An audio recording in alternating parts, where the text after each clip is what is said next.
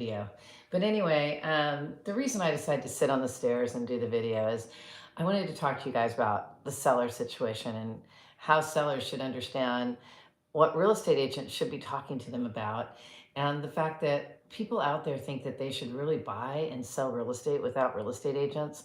I heard a commercial today that said, you don't need a realtor and we can find you the house. It's not about finding the house. It's not about listing your house and putting it on the internet. There is so much more that we do. Hi there, how you doing? And it just baffles me. I mean, to the point where I had a client that was somebody I was coaching, and he was a new real estate agent. And he said, we finally got his clients into escrow. And he said to me, he goes, okay, I don't need you anymore. We made it into escrow. And I said, are you sure? And he said, well, I think so. And I said, well, we've only just begun. Famous last words. Because once you open escrow, that's when the games begin. That's when you're making sure that your clients have a home inspection. That's when you're making sure that if they ask for a termite report, the termite report is done.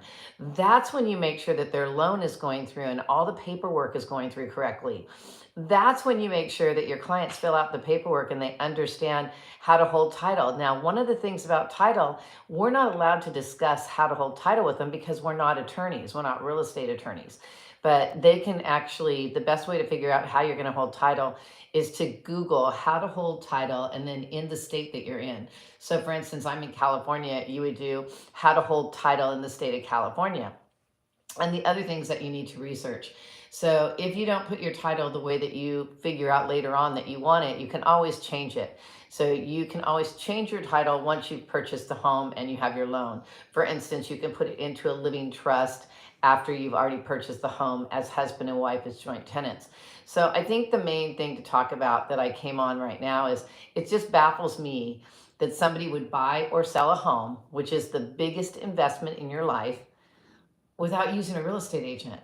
And I've seen so many times where people have made mistakes where they did a for sale by owner and they didn't do the right documentation and maybe the buyer sued them. And I've seen where buyers, they don't have somebody holding their hand every step of the way and they end up falling out of escrow because they don't know what they don't know. And when you don't know what you don't know, how do you expect to get through, again, the biggest investment in your life? So I just wanted to come on real quick and talk about that. It says, hey, Sharon, it says, come out and work for you. Yeah, come on out and work for me. I know you come on every time I'm on live. So you should just give me a call. We can chat. And it's funny because I'm literally sitting by my front door because I came home from an appointment and I'm just waiting for the door to open because somebody's going to come home. But I just really, I want to make sure that people understand what's happening out there, because in the past, and I know I've said this several times, but if you didn't watch the video, you didn't hear it. In the past, prior to August of 2024, the seller's agent, which is the listing agent, was the person who negotiated the amount of commission paid by the seller to their agent and to the buyer's agent. And then there was this lawsuit that if you really research it, I don't know how it could be a class action lawsuit. That's all I can say, because it's ridiculous. They say that we have fixed pricing. I don't know any realtors that have the same pricing as someone else. But when they researched it and they saw, oh, this company trains their agents how to do that, well, that's that company. And that's that company in another state. That's not California. And that's not how we do business. And everything has always been negotiable in real estate. Now, what happens is in the past, the seller's agent would sit down with the seller and they would say, okay, based on my experience and based on the fact that I've been doing this forever, and I can protect you from any lawsuits or anything that might come our way throughout the experience of you selling your home, I charge 2.5%, maybe 3%. Most people can charge X or Y or Z. It doesn't really matter. It also depends on if you're working for a brokerage.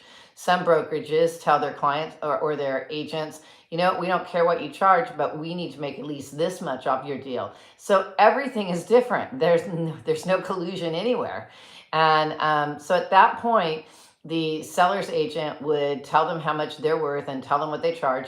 And they would say, on the other side, we have to put in the MLS how much we're willing to offer to a buyer's agent. And so then they would discuss that. And then whatever the seller decided they wanted to pay, whether it be 1.5% or 3% or 2.5%, whatever it may be, they would put it in the MLS. And it would all be negotiated at the seller's table when the seller's listing their home. Well, since August of last year, now apparently a lot of real estate agents don't know this because they're still advertising that they'll list your house for 4%. Well, if they're going to list your house for 4%, they're definitely overpricing you because they're only supposed to be negotiating their part. So most listing agents now are doing somewhere between X and Y. And X and Y could be, I don't know, 1% to 3.5%. I found out from an escrow company, the reason I wanted to come on today is because the escrow company that I just closed a deal with said, well, we're seeing a lot of agents charging 4% to their seller. And that's because they feel that if a buyer comes without an agent, they're going to have to negotiate for that buyer. Well, in the contract, if you read the contract correctly, it says you can say, I can say to a seller, okay, because of my experience, I've been doing this for 40 years. I know that I can get the highest dollar for you and I can negotiate the best for you. I'm going to charge you 2.75. I'm going to charge 2.75. Now, if a buyer comes and the buyer does not want to be represented, this is a big topic. If the buyer does not want to be represented and they don't have the correct paperwork, it used to be that if I print out the RPA, which is the residential purchase contract, if I print it out and I give it to them, I'm going to be liable for it because my name's on the contract. But that's not how it is anymore because we've made sure that if you're a listing agent and somebody comes to you without a contract and they say, I want to buy the house, you have to be able to give them the contract and say, okay, here's the contract that we need to use. And you need to go ahead and fill it out and submit it. And my client is going to look at all offers and take the one with the best net. Well, that means you're going to have to help them. So you can actually, when you're negotiating with your seller, if you're a listing agent, you can say, if we get a buyer that's not that has a great offer, but they don't know what they're doing, and I need to help them, but they don't want me to represent them, it's going to be more paperwork for me. So instead of just charging you X, I'm going to charge you X plus Y or whatever. So you have to be able to negotiate in this business, and you have to be able to talk to your clients, and you have to do it in a way that makes sense. Now, on the other hand, a buyer may come that says, I want to buy the property. I don't have an agent and it's okay if you represent me. Well, then that's a whole nother game. So always look at how much the agent is doing for you on the listing if you're the seller. If you're the buyer, we work hard to find you the right homes. And you may have been looking in Whittier or West Covina, and we may take you out to Glendora, and you didn't even know how great Glendora was. And if it wasn't for us, the agent, you would have never known that you wanted to go to Glendora. So, if somebody's working hard for you and taking you out and making sure that you're getting what what you describe to them as your perfect home, then they deserve to be paid too.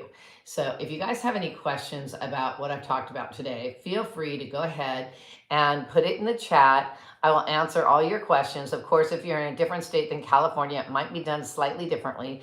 And if you're a licensed agent, you can always ask your broker or your manager because that's what they're there for.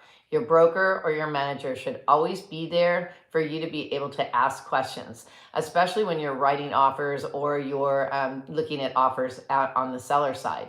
So like I said, if you have any questions or comments, please feel free to comment. Give me some thumbs up. Give me some ideas of what you want videos on. If it has to do with real estate, I'm pretty darn sure I can help you.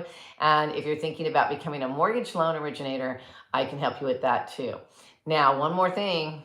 If you think you want to get your broker's license, we also have classes for brokers. Today we are on day 3. We break it into 4 classes. So we do it on Saturday and Sunday. Whatever we do Saturday morning, we do Monday evening. Whatever we do Saturday afternoon, we do Tuesday.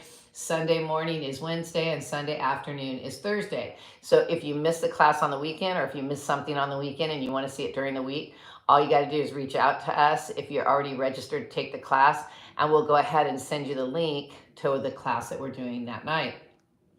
However, we don't do classes every single week. We do classes, we do a weekend, and then we do the week, and then we take a week off.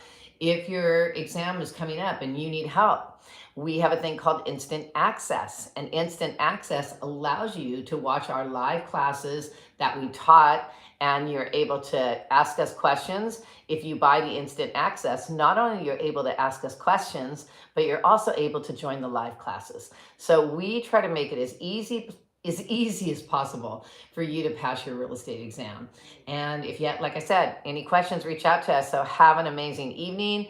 And I wish I had a little clicker so I could click it off and not put my hand across the screen. But hey, I'm not tech savvy and my other little clicker broke. So I'll see you next time. Be for sure to give me a thumbs up and some comments and reach out to us. And if you have any questions, maybe I will do a listing video for you. And we do have classes that are for sale on our website, such as Steps to Success and What Do? I Got My License. Our website is passwithsharon.com.